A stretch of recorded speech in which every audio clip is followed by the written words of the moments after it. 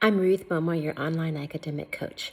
I see students in undergraduates, graduate level, Ph.D. level, and I help them reach their academic goals. And this series that I'm doing right now is my top productivity tips for working from home. So we're all working at home at some level, at some capacity. So we got to figure out how to be productive while we got to do our work remotely, online, from home.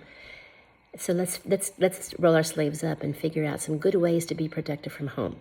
Last time, my last tip was time markers for morning and night.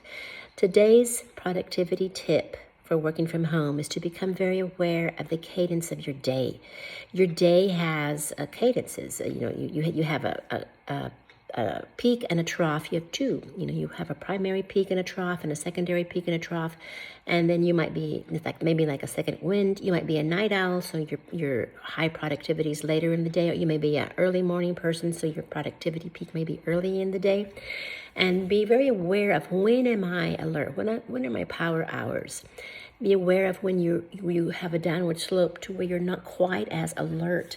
So you want to match your most difficult cognitive demands to your highest productivity and alertness, your mental alertness and energy.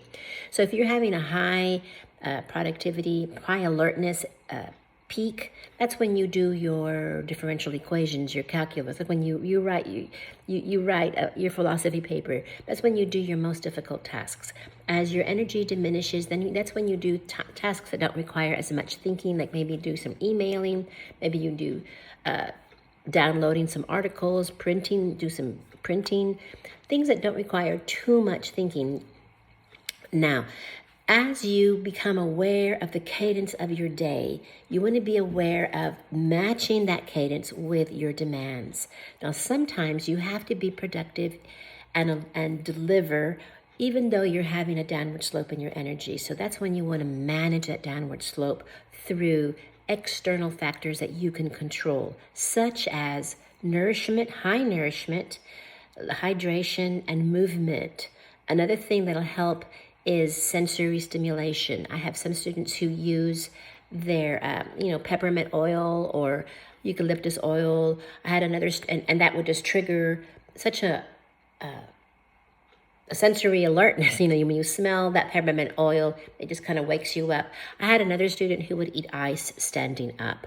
So think about things that'll trigger your alertness, your awakeness through your senses to manage that downward slope. So 2 things today. Be aware of your 16 hours when you're awake. Match your high energy levels with the difficulty of the task.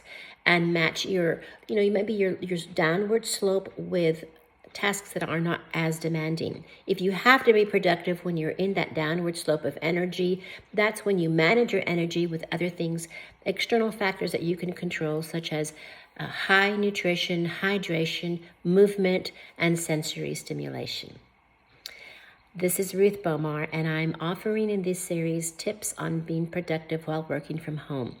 If you need some more additional one-on-one coaching support, be sure you reach out to me on my website.